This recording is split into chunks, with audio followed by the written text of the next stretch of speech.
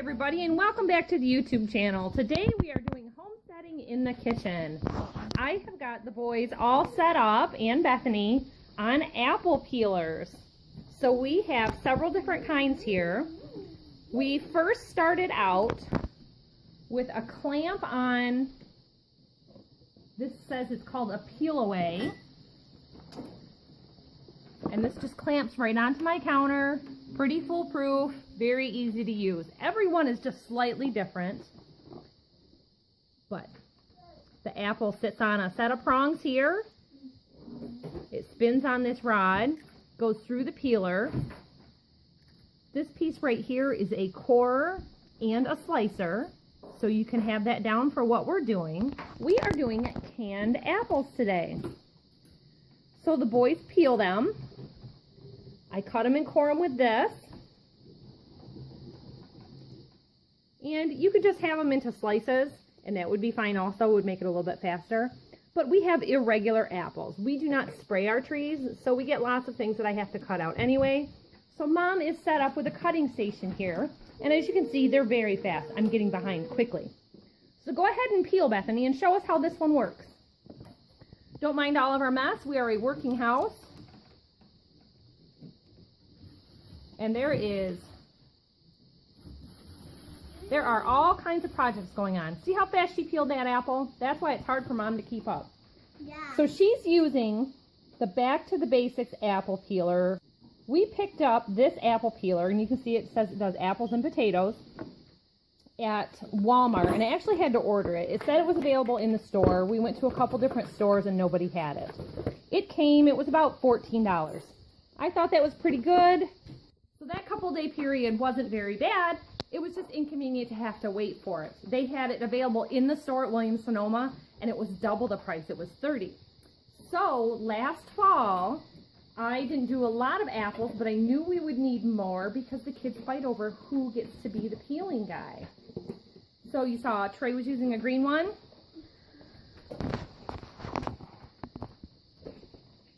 Somewhere I had picked this one up. I had been in Menards, and these were on a rebate, so they were going to end up costing $5. And it was limit one per household. So my husband and I each got one and used his work address. So we picked up 3 of them, or we picked up 2 more of them.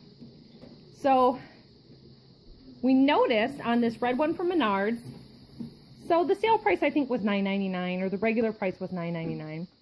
I'm not sure. But anyways, see how it can spiral cut it? Super great. These are all the basic same design. Now this type has a suction base, and it will stick to my table. But the only way it will stick to my table is to dampen the suction on the bottom and dampen the table. I have a painted countertop, and it won't stick to that at all. Most countertops, it's not going to be a problem. If you are having trouble having a surface to stick it to, you can always stick it to a glass cutting board and work off of that.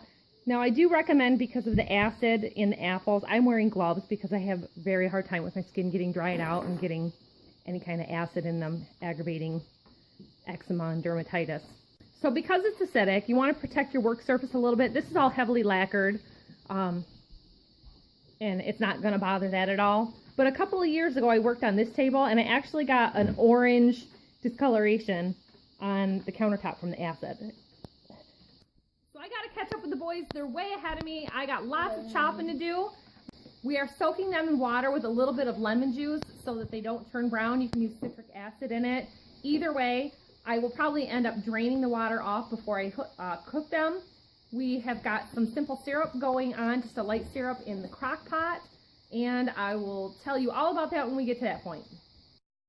Okay, so checking back in with the canning. I've got my first batch done. Things kind of got on a roll with the kids. I could not get caught up with them with the apples.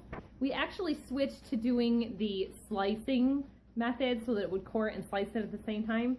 That way I could just slice the entire apple, peeled and sliced, in half, which is really nice for apple pies.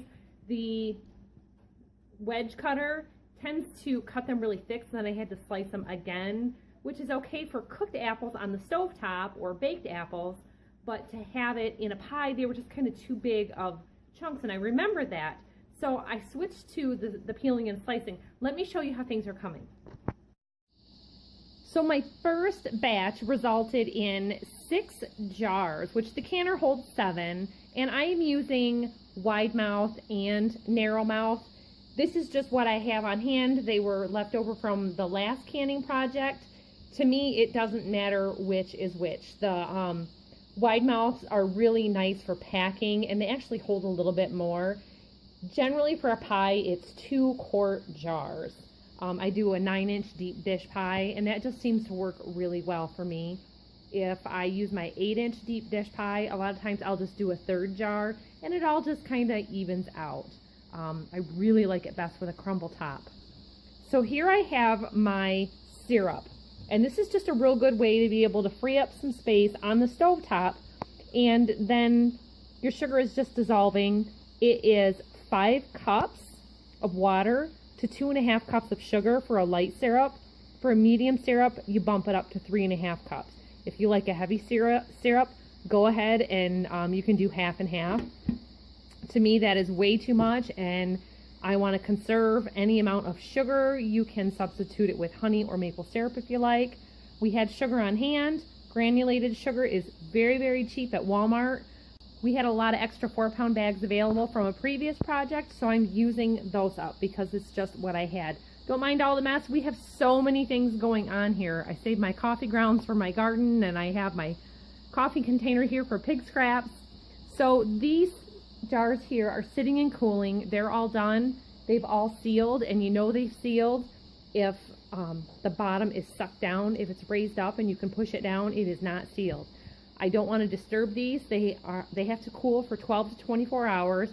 General recommendation is 24 hours. I'll take the rings off, wash any residue off of the top. Now you can avoid having this residue if you add about a 1/4 cup of vinegar to your water pot. And that's a newer trick that I had learned, and I always forget to do it just because I have been canning for years without doing that. When I fill my jars, first of all, you want to have your funnel, and that will help to fill the jar without getting any syrup and any fruit. This is the same method for doing pears or peaches. Just canning fruit is real pleasurable and simple. I've been set up at the table over here. We had 4 of us peeling apples and cutting them. We had the laptop there watching some YouTube. Just a nice way to do it.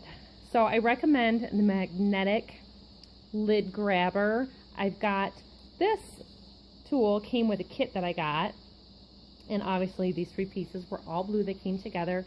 It will measure your depth for your headspace. So there's a 1 inch, a 3/4 inch, a 1/2 inch, and a 1/4 inch. Now I am doing about a 1/2 inch headspace, and the less headspace I have later on, the less discoloring. If you don't leave enough headspace, a lot of times the syrup will bubble out, and then you'll have sticky jars. So you do want to leave yourself enough headspace. If you don't get rid of bubbles, before I pour in my syrup, I put this into the center, and I just kind of wiggle it around as I'm pouring in my syrup, and then go around the edges of the jar also. So what we've got going on over here is my second batch. Folks, this was 2 5-gallon buckets full of apples to begin with.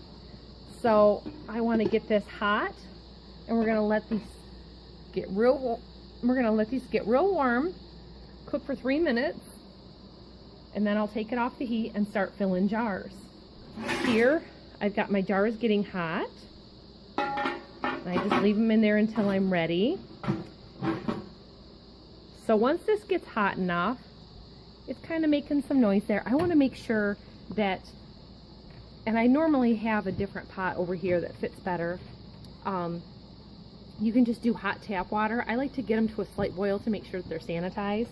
So I'm just going to put this on a medium heat, and then I'll turn it off and bring it over here for canning. So I am just going to give this a little stir.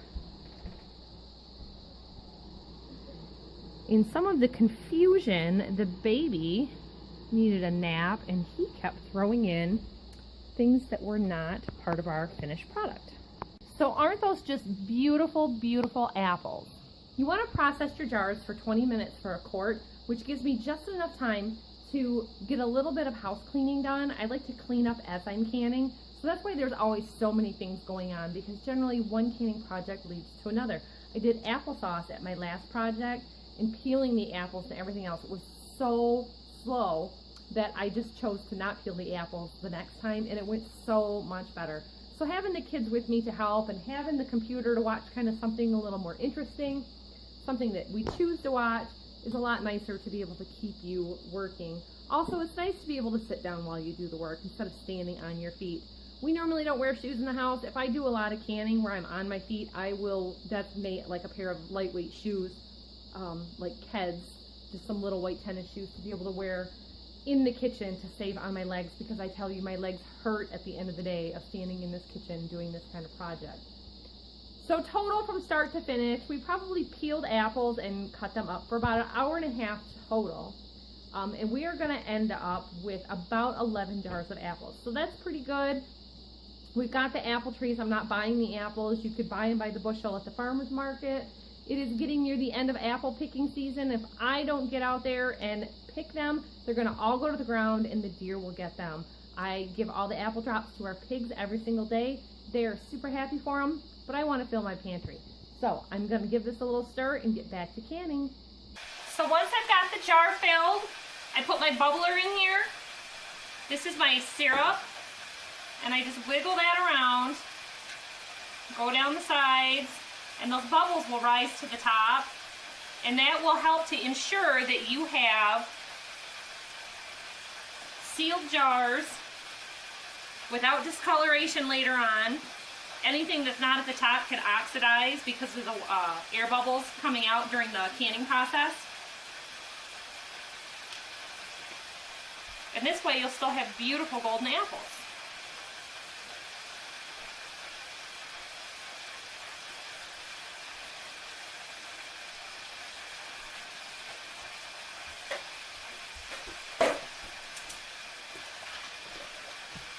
Okay, and then always when you're canning, you want to make sure that you wipe the lid off, the rim. And because I'm doing syrup, I want to make sure that I get the threads clean too. So this is just a damp washcloth. Putting our lids and bands on. And I like to work with 1 jar at a time when I do it this way, so that it can go right into the canner without getting cold.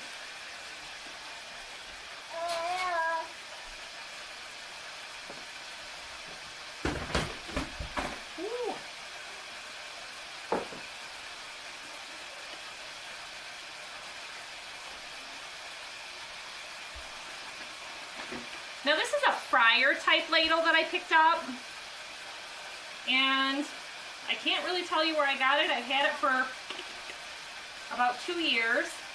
It works really good for getting the hot apples out and into those jars.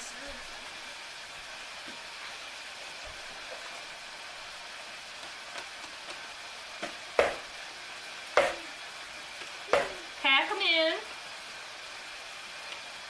That will ensure that you have the proper head space and less air bubbles. You want those jars filled. You don't need a bunch of syrup to waste.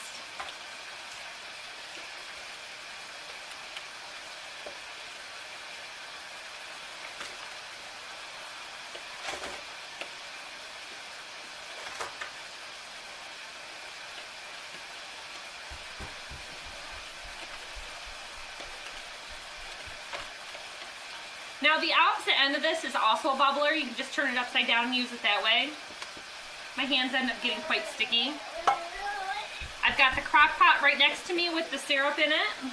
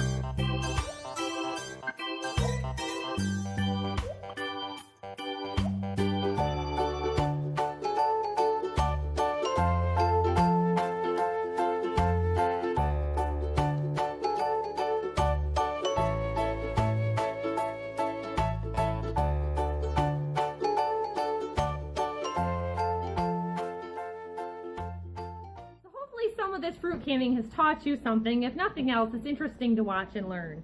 So George is up from his nap, and it is time for me to give him a little bit of attention, a diaper change, and get on with our evening. It's about time to start dinner. So all this stuff overlaps in a busy kitchen, and it is time to wrap this up. I've got about 10 minutes left on my timer. When that timer goes off, I'll turn it down and just let it sit there to cool down for about 5 or 10 minutes, and then pull them out to cool for the 24-hour waiting period. So remember, everybody, hit that like button if you like this video. I've got more apples to pick outside before it gets dark, so that I've got a full bucket full for tomorrow. I think we're going to pick another 2 more buckets to keep on it, right?